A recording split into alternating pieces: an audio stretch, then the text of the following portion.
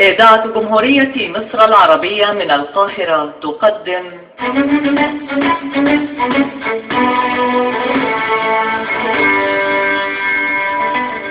الفنان الكبير يوسف شعبان في رؤية درامية جديدة لقصة الأديب العالمي نجيب محفوظ.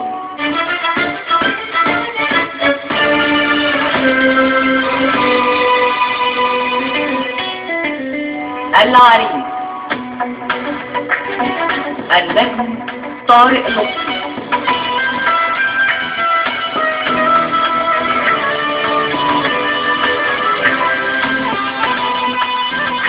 بطولة حنان مطاوع، ناصر سيف، شريف خير الله، عفاف رشاد، محمد محمود وهبة توفيق.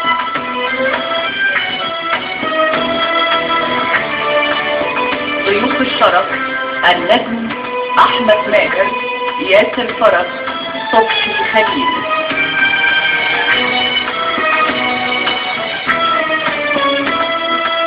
الموسيقى التصويرية والألحان إهداء الموسيقار الكبير هاني مهنا.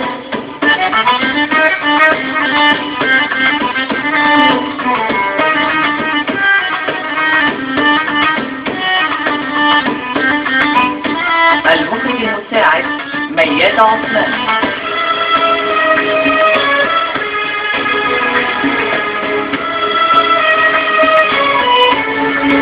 العريس رؤية درامية وحوار فايز رشوان. إخراج علي عبد العال.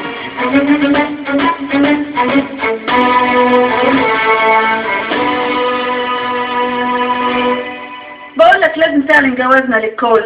ترجعني للموضوع بتاع باهر ليه؟ ما تستغليش ضعفي وتمسكيني من ايدي اللي بتوجعني يا رشا. اسمع الكلام. انت مش خلاص طلقت السياسة بالثلاثة؟ مش خلاص مراتك وبنتك عرفوا؟ اللي يمنعك بقى يا عبودي؟ هو انا عايزة قوي كده؟ لا اسم الله عليك، انت ست وتاج راسي. يا اختي بدخ من تثبيتك ليا ده. ايه الفايدة؟ اديك قلتيها بنفسك. ايه الفايدة؟ تعرفي ان انا بحبك اكتر. طب ما انت عارفة عندي اصله بيدمر وما يبنيش يا رشا. والشك بيعمل ايه؟ انا عمري ما شفت فيكي ابدا. كانت لها ابتسام في لحظة غضب. عيش قلبك اسود بقى والله. ايوه اضحكي. ليه يا عبودي؟ اوعى بقى، مش بحب الهزار بالايد. طب خلاص اهو قوليلي بقى ايه حكاية الوقت؟ انت من يوم قعدتك في البيت وانت بقيت زي بتوع قهوة المعشات، زي خالتي اللتاتة، لت. بص هريح دماغي من صداعك ده واحكي لك يمكن تهبط بعدها.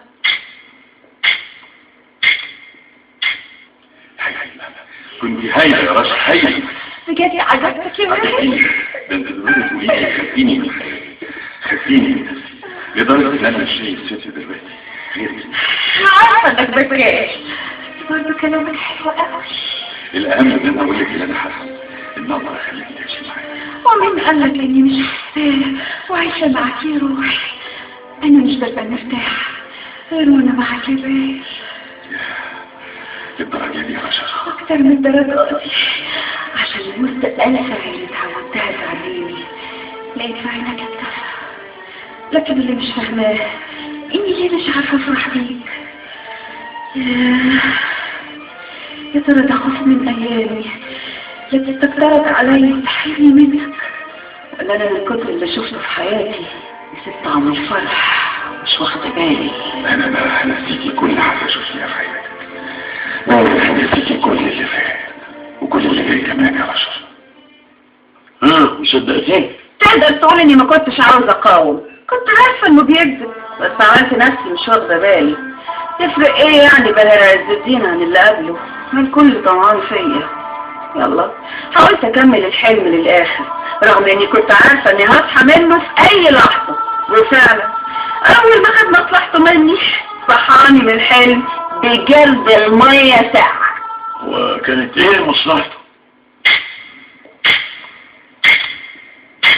طب وانت خلصتك الحكايه دي يا غالي؟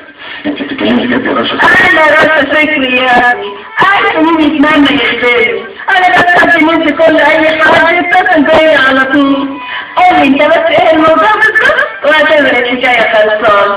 ها قول لي بقى. بص يا ستي، انا ليا صديق خليجي كده اسمه نايف، اتعرفت عليه ساعه ما كنت بشتغل في الخليج. نايف ده في مصر بقاله كام يوم عايز يعمل مشروع سياحي كبير وعينه على حته ارض على البحر في الساحل الشمالي، لكن يا ابني مش عايز ياخدها. يبقى ما فتحش مخه وادي كذلك اللي ما يسمعش كده. لا ده انا بسمع قوي بس هو مش عايز يعمل فكره ماما دي. فرجع لك عشان نساعد. بصي انا عندي بصراحه اللي يخلصها، بس انت فاهمه بقى كله بثمن، وما مخلصات دي مخلصات دي مخلصات دي هتطول المصلحه، واروح انا بالرجلين واطلع من مولد بلا حمص. طب ما تكلم الراجل الصغير ومنك لوها على طول وهي ترتب منك.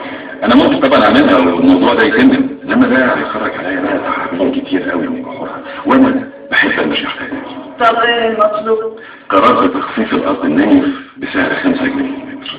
طب واللي يجيب لك قرار التخفيض ورخصة المشروع السياحي كمان وكل ده والمتر ب5 جنيه؟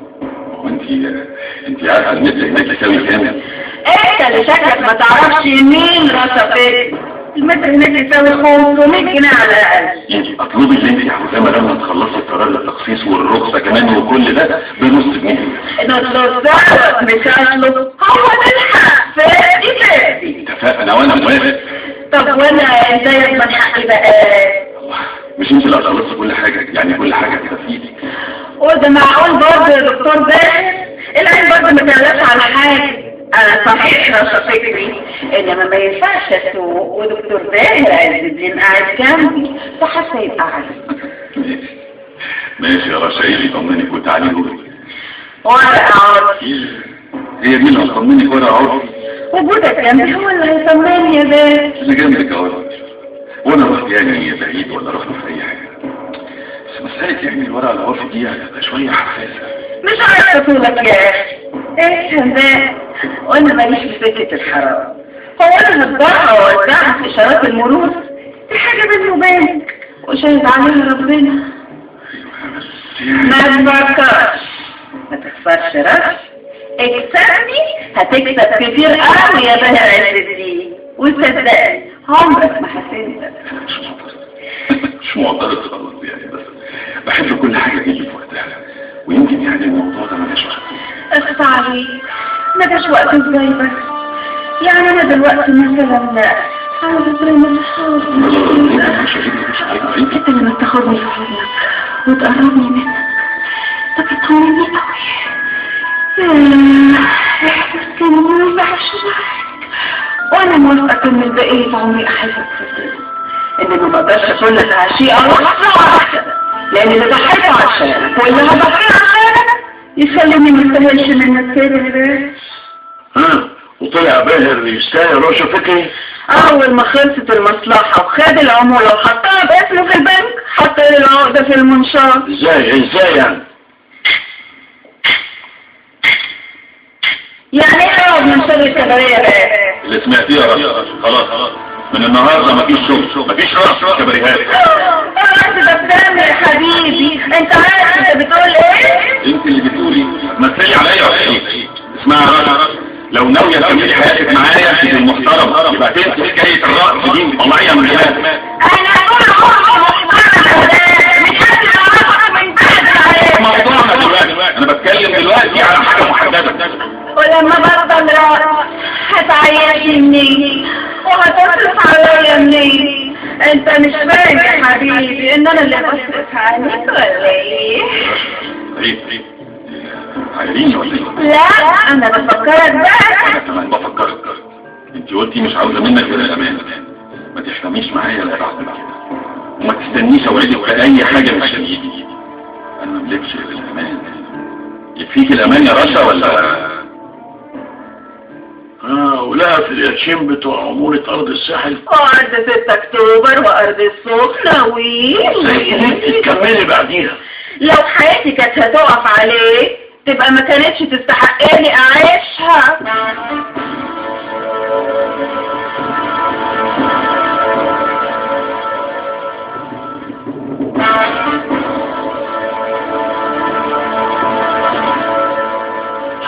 تقريبا ولا مرة خفيت عني سر في حياتك، لكن ده برضو ما يدينيش الحق ابدا ان اتدخل في خصوصيات حضرتك يا عابد بيه. اتكلم يا سيف، اتكلم، قول على طول اللي عايز تقوله من غير مقدمات، قول. انا شايف ان حضرتك لازم تطلقها. انت بتقول ايه يا سيف؟ ازاي تكلمني؟ حضرتك اللي قلت لك اتكلم. انا مش راجل متصابي ولا البنت يعني واكله بعقل حلاوه للدرجه دي عشان تتجرأ وتقول لي كده يا سيف. انا اسف يا باشا، اسف، لكن رشا هانم قنبله موقوته في حياه جنابك، ممكن تنفجر في اي لحظه وتاثر على سمعتك السياسيه. سمعتي السياسيه؟ طب كلمني كاني ناوي ارجع اشتغل سياسه تاني. مين عارف يا باشا بكره في ايه معلوماتك بقى؟ بقيت بتلف وتدور كتير ليه؟ هات اللي عندك بقى بسرعه. الراجل الكبير بدأ يفوق شوية، بدأ يحس بالمصايب اللي الولد عملها هو والقراطيش بتوعه، والمعارضة اليومين دول كعبها عالي قوي، والناس في الشارع بتقول جاي. الحكومة ما بقاش عندها خيال خلاص، مش قادرة تواكب الأزمات، آخرها كام تصريح عن معدلات نمو ملهاش أي أثر في الشارع اللي بيغلي. شايف بعد كل اللي حصل ممكن أقبل أتدخل في الوقت ده؟ هو ده وقتك يا عبد بيه، البلد محتاجة رئيس حكومة له خبرة حضرتك، ومع كام وزير شاب تكنوقراط، ومع حلول مبتكرة ومش مستهلكة، المعادلة ممكن تتغير وتدي النظام اللي بيقع ده قبلة حياة. والله ومال رشا بكل اللي بتقوله ده؟ لو هتفضل مجرد علاقة عادية وفي الكتمان مفيش منها ضرر، انما اي كلمة تروح هنا او تيجي هنا يبقى تاخد لها قرشين او حتى تاخد الفيلا وتخرج من حياتك. ناس كتير ما هتصدق يا باشا تلاقي ايد بتوجعك وهتمسكك منها زي كلاب السعران.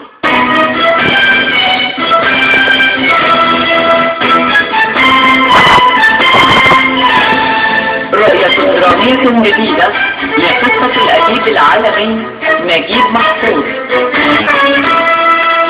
العريس.